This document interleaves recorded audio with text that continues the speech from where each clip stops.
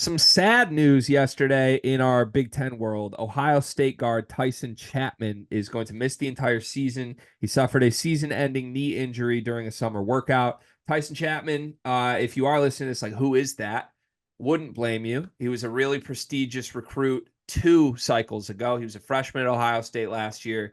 Him and Scotty Middleton were kind of the prestigious guys, those two, and Devin Royal in Chris Holtman's last class at Ohio State. Scotty Middleton ended up being like the guy that really did get opportunities. Tyson Chapman did not. Chapman did factor in a little bit late in the season. Like there were moments where Chapman got opportunities, especially with all of the up in the air stuff with the staff for Ohio State last year. There was a lot of moving parts, but I still was holding stock in Tyson Chapman in a pretty big way for the future. And I think this is not a minor loss for this program by any means. What's your reaction to Tyson Chapman being out for the season?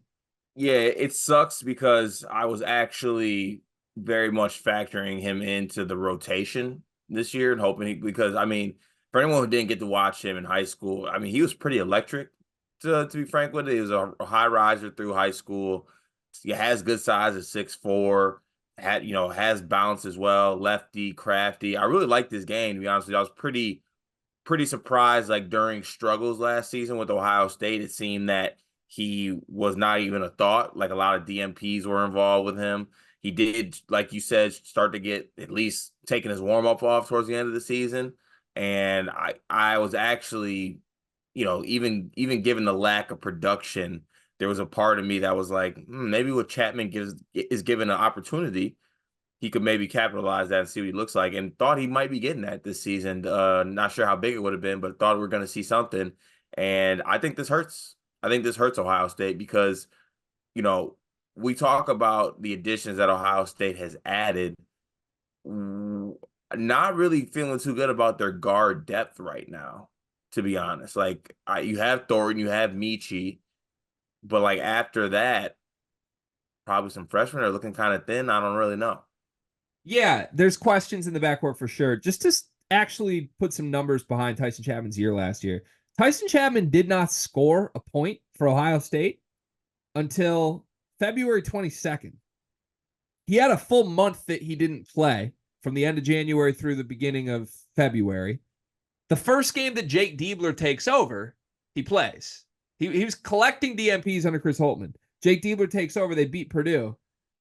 Chapman finds his way onto the floor. For the rest of the season, he played, scored his first bucket against Minnesota. The final 3 games of the year, when Ohio State had a little bit of a run in the Big Ten tournament, Tyson Chapman was 3 for 5 from 3-point range across 3 different games. Only playing 4 minutes in those games, but like Chapman did things. Like he was making shots in very limited opportunities under Jake Diebler late in the year. He straight up didn't get the opportunities under Chris Holtman. And that's not me rehashing what happened with Holtman. We are Holtman guys. But I just feel like it's one of those things where it became very clear Jake Diebler's going to give him a little more leash than Holtman was. And you did see flashes of something to come. If you were believing in the best version of this Ohio State team for next season, I think you believed that Tyson Chapman was a part of it. Like, I don't think you look at the roster and just say, oh, that guy's not going to play at all. If you believe in Ohio State actually being good, he's kind of a key part of their ceiling. And now he's taken away. It's going to put a lot of pressure on Bruce Thornton, who already had all the pressure. It's going to put a lot of pressure on Michi Johnson. Outside of that, I don't know that there's a guard on the team that I trust at all. Like Micah Parrish, I guess, is going to have to do Not really a everything. guard though. Yeah, right. I don't know. It seems like they're really thin beyond those 3 guys at the 1, 2, 3, and everything else is front court. Yeah, it sucks for him. Truly does. I was actually excited to see what he could have done this season. Yeah, really sad. We got to turn injuries off. That's my recommended change to Please.